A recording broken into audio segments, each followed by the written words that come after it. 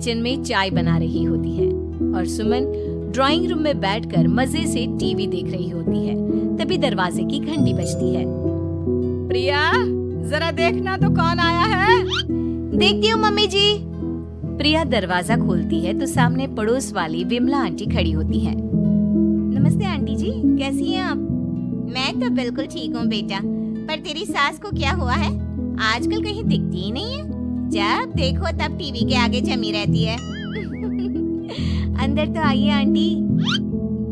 अरे ओ दीपक की अम्मा, कहाँ हो? अरे विमला, आओ आओ, क्या बात है, बड़े दिन बाद याद आई तुम्हें मेरी। मैं तो हमेशा ही तुम्हें याद करती हूँ, पर तुम ही गायब रहती हो और आजकल तो बाहर भी नहीं आती जाती। तबीयत तो ठीक है ना तुम्हारी? अरे तबीयत को क्या होना है, इस उम्र में तो कुछ ना कुछ लगा ही रहता है। मेरी छोड़ो, तुम ये बताओ कि क्या चल रहा है गली मोहल्ले में। तुम गली मोहल्ले की छोड़ो, चल तो तुम्हारे पड़ोस में रहा है। तुम्हारी नई सहेली आई है। मेरी कौन सी नई सहेली? मैं तो यहाँ बस तुमसे बातचीत कर लेती हूँ या फिर बाजू वाली शर्मा की बहू से 2-4 बातें कर लेती हूँ।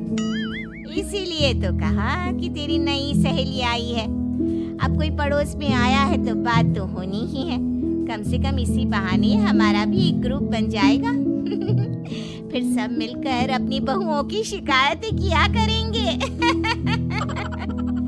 दोनों हंसने लगते हैं। तभी प्रिया चाय लेकर आती है और सामने टेबल पर रख देती है।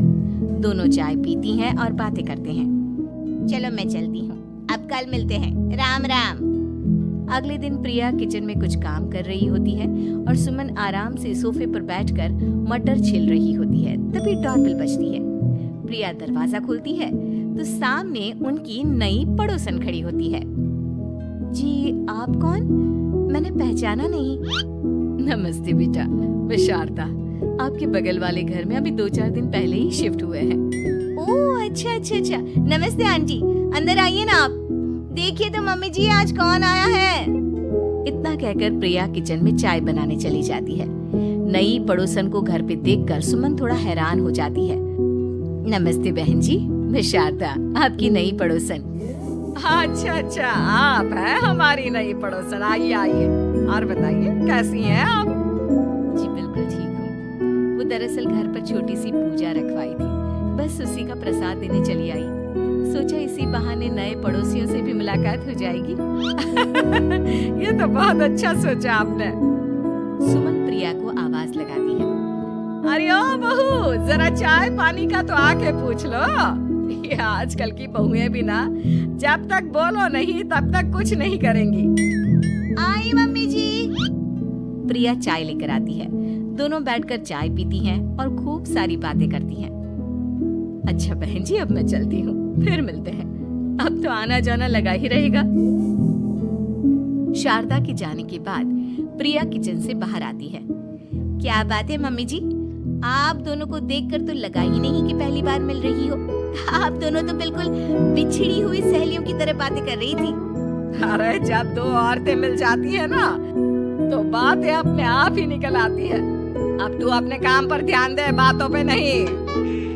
ऐसे ही कुछ दिन बीत जाते हैं। अब सुमन और शारदा अच्छी सहेलियां बन गई होती हैं। दोनों एक साथ मंदिर जाती, मार्केट जाती और कभी कभी तो विमला भी इनके साथ मिलकर खूब हंसी ठिठोली करती। एक शाम तीनों बैठकर सुमन के घर पर चाय पी रही होती है कि तभी बहुत तेज बारिश शुरू हो जाती है। सुमन जोर से प्रिया को आवाज लगाती है। प्रिया, ओ प्रिया, देख कितनी तेज बारिश हो रही है। जाके छत से सारे कपड़े ले आ, नहीं तो सब भीग जाएंगे। सुमन 2 बार आवाज लगाती है लेकिन प्रिया का कोई जवाब नहीं आता। शायद प्रिया कुछ काम कर रही है, इसीलिए कुछ जवाब नहीं दे रही। अरे काहे का काम, आराम फरमा रही होगी महारानी। तभी प्रिया बीमार हालत में अपने कमरे से बाहर निकलती है। हाँ मम्मी जी, क्या हुआ? मेरी तबीयत थोड़ी ठीक नहीं है ना, इसलिए आग लग गई। अरे सारे कपड़े भीग गए और तुझे सोने से फुर्सत नहीं है। सबके सामने सुमन के मुंह से ऐसी बातें सुनकर प्रिया उदास हो जाती है और छत से कपड़े उतारने चली जाती है। सुमन, ये क्या बात हुई?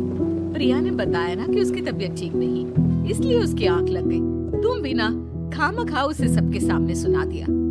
अरे आप नहीं जानती शारदा जी, कुछ बहुएं ना बहुत आलसी होती है, घर का एक काम नहीं करना चाहती। ऐसा नहीं है सुमन, तुम्हारी बहू तो बहुत प्यारी है, तुम्हारी सारी बात भी तो मानती है। हाँ सुमन, तुम प्रिया के बारे में ऐसा क्यों सोचती हो? मेरी भी दो बहुएं हैं, लेकिन मैं उन्हें अपनी बेटियों की तरह रखती हूँ। आखिर वो भी तो किसी की बेटियां ही है ना। और अगर तुम ऐसा ही व्यवहार करोगी तो एक दिन प्रिया भी तुम्हारे साथ ऐसा ही बर्ताव करेगी। शारदा और विमला की बातें सुनकर सुमन की तो बोलती बंद हो जाती है। वहीं प्रिया भी बाहर से सारी बातें सुन रही होती है। अरे मैं कोई उसकी दुश्मन थोड़ी ना हूँ, मैं भी उसकी माँ हूँ, लेकिन कभी कभी सास बनना पड़ता है, नहीं तो बहुएं हाथ से निकल जाती है। देखो सुमन, ये सब सोच का फर्क है। अगर तुम ये सोचोगी तो कभी प्रिया को अपनी बेटी नहीं बना पाओगी। इतना कहकर शारदा और विमला वहाँ से चली जाती हैं और सुमन अकेले बैठकर उनकी बातें सोचने लगती है।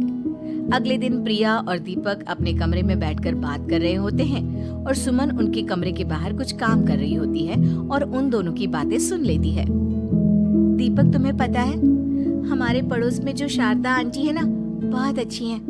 अच्छा, ऐसा क्या हो गया जो तुम्हें वो इतनी अच्छी लगने लग गई? कुछ खास नहीं, बस कल जब मम्मी जी मुझे सबके सामने सुना रही थी तो शारदा आंटी ने मेरा साथ दिया। मैं तो सच में हैरान ही रह गई थी जब उन्होंने मम्मी जी को मुझसे ऐसा बर्ताव करने के लिए मना किया। अच्छा, फिर क्या हुआ? होना क्या था, शारदा आंटी तो मम्मी जी को समझा ही रही थी कि बहू को भी बेटी की तरह ही रखना चाहिए, लेकिन मम्मी जी तो मम्मी जी है ना, उन्हें तो मुझ में हमेशा कमी ही दिखती है। काश मुझे भी शारदा आंटी जैसी सास मिली होती जो मुझे भी अपनी बेटी जैसी समझती। सुमन ये सब सुनकर बहुत उदास हो जाती है और वहाँ से चली जाती है। प्रिया की बातें सुमन के कानों में बार बार गूंज रही थी। उसे बहुत शर्मिंदगी महसूस हो रही थी कि उसने प्रिया के साथ बहुत गलत किया है। अगले दिन सुमन शारदा और विमला को बुलाती है। क्या बात है सुमन, आज तूने ऐसे अचानक क्यों बुलाया? सब ठीक तो है ना? हाँ, सब ठीक है, तुम दोनों बैठो तो सही। तब तक दीपक और उसके पापा भी आ जाते हैं। प्रिया, तुम भी आ जाओ। क्या हुआ मम्मी जी, आपने बुलाया? हाँ प्रिया बेटा, मैं आज सबके सामने तुमसे माफी मांगना चाहती हूँ। मैंने आज तक तुम्हारे साथ बहुत बुरा व्यवहार किया है, लेकिन तुमने कभी भी मेरे साथ बुरा बर्ताव नहीं किया।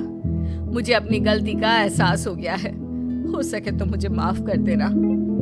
प्रिया अपनी सास की बातें सुनकर हैरान हो जाती है, उसकी आंखों में आंसू आ जाते हैं। प्लीज मम्मी जी, आप मुझसे माफी मत मांगिए, मैं भी आपकी बेटी ही हूँ।